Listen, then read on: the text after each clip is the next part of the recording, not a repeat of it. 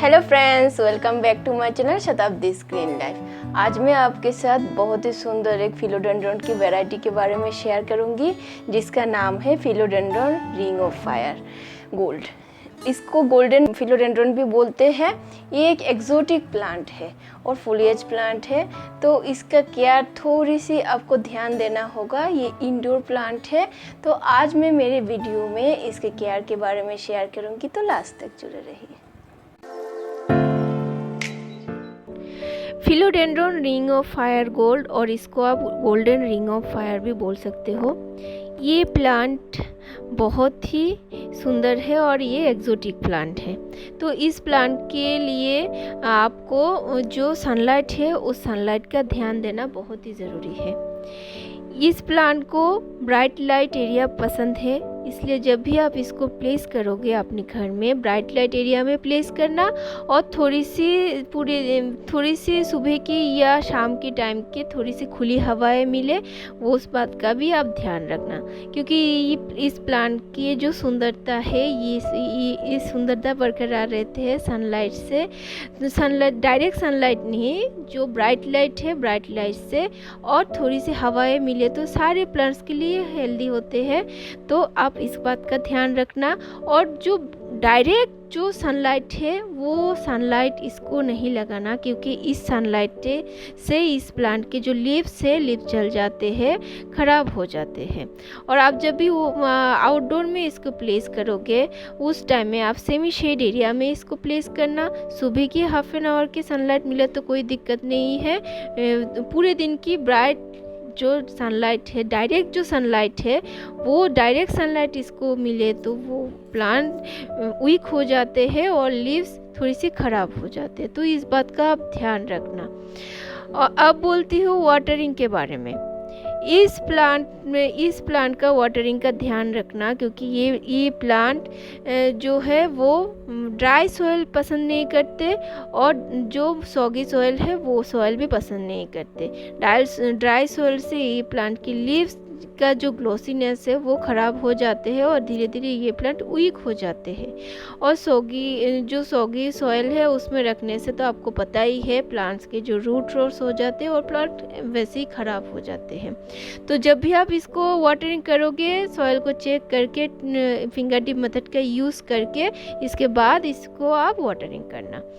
अब बोलती हूँ ह्यूमिडिटी के बारे में। इस प्लांट को ह्यूमिडिटी पसंद है, इसलिए आप हफ्ते में 2 या 3 बार इसमें मिस्टिंग कर देना। मिस्टिंग करने से प्लांट्स के लीव्स भी सुंदर रहते हैं, फ्रेश रहते हैं, और प्लांट्स भी बहुत हेल्दी रहते हैं। तो इसलिए आप इसमें थोड़ी सी मिस्टिंग करना। अब बोलती हूँ इसका सॉइल मिक्स के बारे में। इस प्लांट का जो सॉइल मिक्स है वो मॉइस्ट सॉइल भी होना चाहिए और थोड़ी सी ड्रेनेज वाली सॉइल भी होना चाहिए। ये प्लांट मॉइस्ट सॉइल पसंद करते हैं, इसलिए आप जब भी इसका सॉइल मिक्स बनाओगे, इसमें आप थोड़ी सी कोकोपीट यूज़ करना। और जो ड्रेनेज वाली सॉइल के लिए आप इसमें थोड़ी सी पारलाइट, नहीं तो जो रिवर सैंड होते हैं, रिवर सैंड इसमें मिक्स करना। इससे इस प्लांट का परफेक्ट सॉइल मिक्स बनते हैं। और सॉइल मिक्स में गार्डन सॉइल, कोकोपीट, पारलाइट, और नहीं तो रिवर सैंड, और इसमें थोड़ी सी आप इसमें जो फंजीसाइड है, फंजीसाइड और थोड़ी सी नीमखली इसमें यूज़ करना, और वर्मी कंपोस्ट और गोबर खाद। इस सॉइल मिक्स में ये प्लांट बहुत अच्छे से बढ़ते हैं और हेल्दी भी रहते हैं। ये जो फिलोडेंड्रॉन है ये एक्जोटिक प्लांट होते हैं और बहुत डेलिकेटेड होते हैं। तो आप जब भी इसका पॉट सिलेक्ट करोगे, आप अपने प्लांट्स के साइज़ के हिसाब से इसका प्लॉट सिलेक्ट करना। और इसमें जब भी आप प्लेस करोगे, ऐसे आप प्लेस करना, थोड़ी सी इसमें आप जो हम यूज़ करते हैं स्टिक, और नहीं तो मॉस्टिक जो यूज़ करते हैं, मॉस्टिक का जो प्लेस करने के लिए आप जगह रखना, क्योंकि ये प्लांट रेल करते हैं। तो मॉस्टिक में जब हम जैसे मनी प्लांट को जलाते हैं मॉस्टिक में, वैसे भी आप इस फिलोडेंड्रॉन को जला सकते हो, क्योंकि सारे फिलोडेंड्रॉन वैरायटी धीरे धीरे से बढ़ते हैं, तो मॉस्टिक की ज़रूरत पड़ती है और किसी भी सपोर्ट की ज़रूरत पड़ती है। तो वैसे ऐसे आप अपनी पॉट सिलेक्ट करना जहाँ पर प्लांट भी रख सको और थोड़ी सी मॉस्टिक और नहीं तो स्टिक की भी थोड़ी सी जगह हो। और ज़्यादा बड़े गमले में इसको प्लेस नहीं करना और छोटे गमले में इसमें प्लेस नहीं करना, क्योंकि ज़्यादा बड़े गमले में प्लेस करने से इसका रूट रॉट्स का प्रॉब्लम दिखाई देते हैं, क्योंकि ओवर वाटरिंग हो जाते हैं। और छोटे गमले में जब आप प्लेस करोगे फिर वो चेंजिंग का जो रिपोर्ट का जो प्रॉब्लम हो वो फिर से रिपोर्ट करना पड़ेगा, क्योंकि ये जल्दी से बढ़ते हैं। इसलिए आप अपने जो प्लांट है प्लांट के साइज़ के हिसाब से आप इसको प्लेस करना। अब बोलती हूँ फर्टिलाइज़र के बारे में। तो इसमें आप लिक्विड फर्टिलाइज़र यूज़ करना, और जब भी इसका रिपोर्टिंग करते हो या पोटिंग करते हो उस टाइम में जब आप जो फर्टिलाइज़र है यूज़ करते हो उस फर्टिलाइज़र से ही 6 मंथ का हो जाते हैं।